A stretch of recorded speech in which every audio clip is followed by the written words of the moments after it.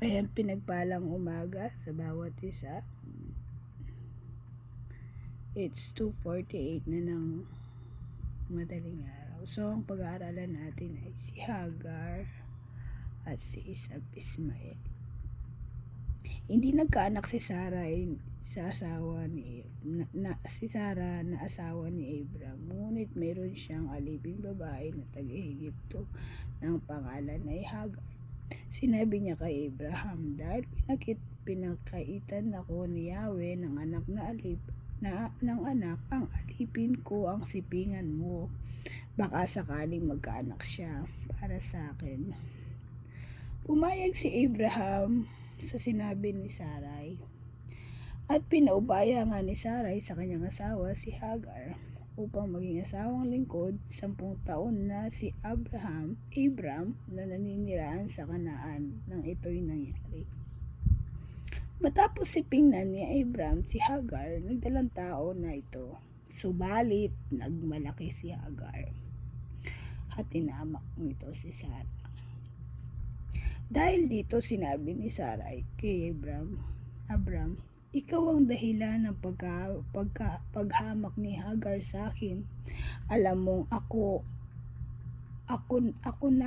ang nagkaloob sa iyo ng alipin kong ito. Bakit niya ako'y nahamak ngayon? Siya'y nagdadalang tao. Si Yahweh nang umatol kung sino sa atin ang tama. At sumagot si Abram, alipin mo naman siya, kaya gawin mo sa kanya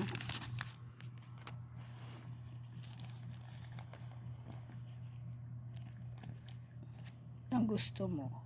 Pinagmalupitan nga ni Sarai si Hagar, kaya ito'y tumakas. Sinalubong siya ng anghel ni Yahweh sa tabi ng isang bukal sa ilang na malapit sa daang patungo sa Shur. Hagar, alipin ni Sarai, saan ka nang galing at saan ka pupunta? Tanong ng anghel. Tumakas po ako sa aking Panginoon, sagot ni Hagar. Sinabi ng anghel, magbalik ka at muling magpasakop sa kanya. Praise God. Mga anak mo ay aking pararamihin, at sa karamihay di kayang bilangin. Di na magtatagal, ikay magsisilang. Ismael ang sa kanya ay iyong pangalan, sapagkat dininig ni Yahweh ang iyong karaingan. Ngunit ang anak mo'y magiging mailap, hayop na asno ang makakatulad. Maraming kalaban, kaaway ng lahat, di makikisama sa mga kaanak. Kaya't nasabi ni Hagar sa sarili, talaga bang nakita ko rito ang Diyos na nakakakita sa akin? At hanggang ngayon buhay pa rin ako. Kaya tinawag niya si Yahweh ng ganito, ikaw ang Diyos na nakakakita. Kaya't ang balon na pagitan ng Kades at Bered ay tinawag nilang balon ng Diyos na buhay at nakakakita sa akin. Nagsilang nga si Hagar ng isang anak lalaki ka Abram, at ito'y pinangalan itong Ismael. Nooy 86 na taon ni Abraham. Praise God, glory to God. So dito pa lang si Sarai ngayon, siya yung nagsabi o nagutos sa asawa niya na sipingnan niya na si Hagar kasi nga wala pa silang anak, no? Kumbaga nagpakumbaba na si Sarai. Ngayon dahil sa pinagbigyan ni Abraham si Sarai, dahil syempre gustong pagbigyan ni Sarah si Abraham na magkaanak, sinunod niya ang utos niya. So nabuntis si Hagar, ang ama ay si Abraham. Ayun, dahil nabuntis, dahil alipin, syempre lamang siya yung may anak ngayon, si Sarai wala, naging mataas si Hagar. Nung naging mataas ang puso ni Hagar, nagmayabang siya dahil may anak siya. Ito namang si Sarai, sinisi si Abram. Nang dahil sa iyo, hinahamak ako ngayon ni Hagar. Parang ano siya, no? Humingi ng saklolo. Pero ano sabi ni Abraham, alipin mo naman yan. Gawin mo yung gusto mo kasi nga, si Abraham, sinunod lang gusto ni Sarai ang magbuntis ngayon dahil ayaw na, na si Sarah, parang lumaki nga yung ulo ni Haray, humingi na saklolo si Sarai. No? Pero may pagsisisi daw, naninisi siya yan. Pero bandang huli sabi niya, ikaw ang dahilan ng paghamak ni Agar sa akin. Alam mo ako na nagkaloob sa'yo ng alipin kong ito. Bakit niya ako inahamak ngayong siya'y nagdadalang tao? Si Yahweh na ang humatol kung sino sa atin ang tama. Ngayon, no, it's normal at typical sa mag-asawa yung nag-aaway, nagsisisi. No? Pero at the end of the day, ang ganda dito sa sinabi ni Sarah, ibinuhos niya yung kanyang nararamdaman. No? Nagsabi siya kung ano yung nararamdaman niya. Pero at the end of the day, ang sabi niya, si Yahweh na ang humatol kung sino sa atin ang tama. So dito, hinayaan na ni Sarah na si Lord ang humatol sa kanila kung sino ang tama.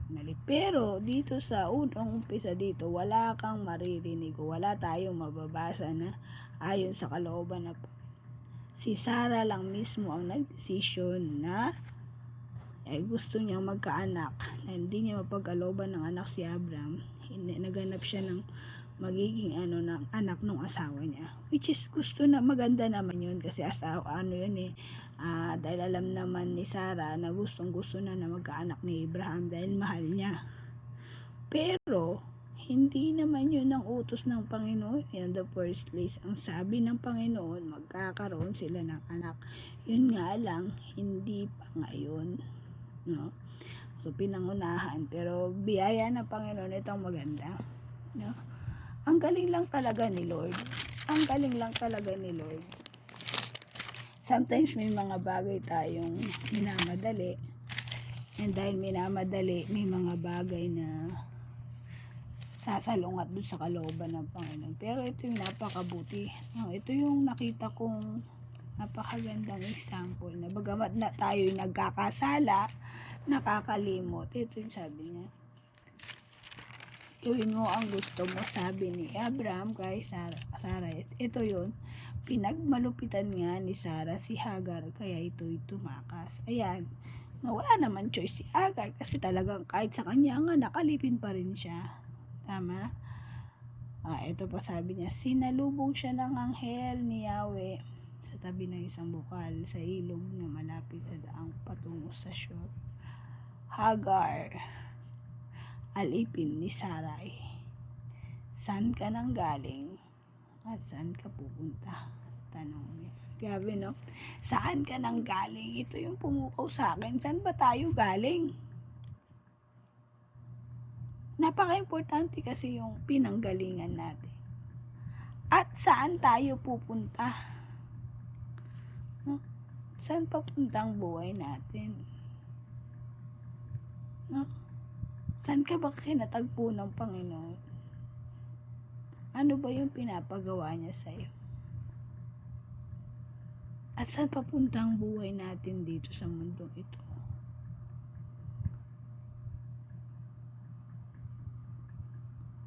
Walang paninisi, walang panunuya. Tayo mababasa sa salita ng Panginoon nung kinausap ng anghel si Hagar. Simple lang, saan ka pupunta at saan ka galing. Importante sa buhay natin ngayon na malaman natin saan ba papunta ang direksyon ng buhay natin at paano ba natin nakilala si Yahweh. Ito yung importante na alam natin everyday na pagising natin, saan ka nang galing at saan ka pupunta. Ang sabi ni Hagar, tumakas po ako sa aking Panginoon. Ang sagot ni Yahweh, magbalik ka at muling magpasakop. Magbalik ka at muling magpasakop. Mga anak mo ay aking pararamihin at sa karamihan ay di kayang bilangin. Di na magtatagal, ika'y nagsisilang, Ismael ang sa kanya iyong ipangalan. Ngunit dininig ni Yahweh ang iyong sapagkat dininig ni Yahweh ang iyong karaingan. Ngunit ang anak mo'y magiging mailap sa hayop na asno ng makakatulad. Maraming kalaban, kaaway ng lahat, di makikisama sa mga kaanak. Kaya't sinabi ni Hagar sa sarili, talaga bang nakita ko ito? Rito ang Diyos na nakakita sa akin at hanggang ngayon buhay pa rin ako. Kaya tinawag niya si Yahweh ng ganito, ikaw ang Diyos na nakakakita. Kaya't ang balon ng pagitan ng Kades ay binawag ng balon ng Diyos na buhay nakakakita sa akin. Nagsilang nga si Hagar ng isang anak na lalaki, kaya darating pinangalanan nitong Ismael nooy 86 na taon na si Abraham. So nakita natin, diba, kahit sa umpisa hindi maganda yung pinag-umpisahan ng sitwasyon ni Hagar, bunga siya ng isang sitwasyon na kahit siya hindi niya pinili. Pero dahil alipin siya kung anong iutos ng kanyang Panginoon na si Sarai, obligado siyang sundin ito. Isang sitwasyon na sometimes nakakaranas tayo na napakahirap tanggihan kahit hindi natin gusto. Pero napakabuti ng Panginoon kung ikaw ay tinawag at meron kang gagawin sa mundong ito. Kahit ang isang sitwasyon na ayaw mo, na napakapangit ay pagkakalob sa iyo ng Panginoon, kaya niyang pagandahin ito ayon sa kanyang kalooban. Ang importante lang, katulad ng tanong ng anghel ni Yahweh kay Sarai, alam mo kung saan ka nang galing. Alam mo kung saan ka papunta. Kapag alam mo saan ka nang galing, magbalik ka at muling magpasakop sa Kanya. Magpasakop lang tayo kay Lord. Balik ka. Kung ikaw ngayon ay nahihirap, sukong-suko na, at parang hindi ka dinidinig ng Panginoon, hindi totoo yan. Hindi totoo yan. Nakikinig ang Lord. Nakikita ka niya. Sabi ng Panginoon dito, magbalik ka at muling magpasakop sa Kanya.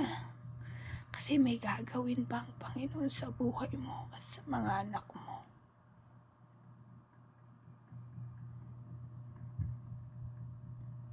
Sa karamihan ay di kayang bilangin, di na magtatagal ang sa Kanya sapagkat dininig ni Yahweh. Kaya kapatid, kung ikaw ay nanonood ngayon at pinapakinggan mo itong video ko, isa lang ang sinasabi nito, kung ano man ang sitwasyon mo ngayon, nakikita ng Panginoon yan. Nakikita ng Panginoon.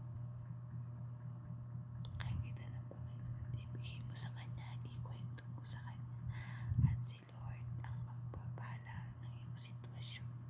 At si Lord ang magbibigay sa iyo ng karunungan kung ano yung gagawin mo. Sometimes kasi tayo yung nangunguna sa buhay natin. Sometimes sinayaan natin ang mga tao ang sa atin ay magpalipin. Kaya magandang aral ang buhay ni Hagar at ni Sarai. Again, saan ka nang galing at saan ka pupunta? Makita natin ang tamang sagot na yan ayon sa kalooban ng Panginoon. Salamat po Lord sa biyayang pinagkaloob niyo sa akin sa araw na ito. Nakapag-aral kami ng iyong salita. Tunay na ikaw ang Diyos na nakakakita, Panginoon, ng aming saloobin, ng aming ginagawa, Lord. Kaya muli, dalangin ko, Panginoon, nabuksan mo aming mga mata, ang aming puso, ang aming pandinig, Panginoon, sa iyong kalooban sa aming buhay. Lord, alam ko, Panginoon, may bala ka sa buhay na meron kami ngayon. Lord, sa inyo po namin napili ng buhay na meron kami. Maging pagpapala po kami sa iba. Linisin mo, Panginoon, ang aming puso na sa gayon maging karapat dapat kaming maglingkod sa iyo. Lord, minsan pa marami pong salamat sa mga kapatid ko narinig ngayon. Ngayon nga, dalangin kayo, kahilingan kayo. Ibigay nyo, isuko nyo kay Lord. Kasi walang imposible kay Lord. Muli, ito po ang aking samod dalangin sa pangalan ni Jesus. Kasama ng yung banal na Espiritu. Amen and amen and amen.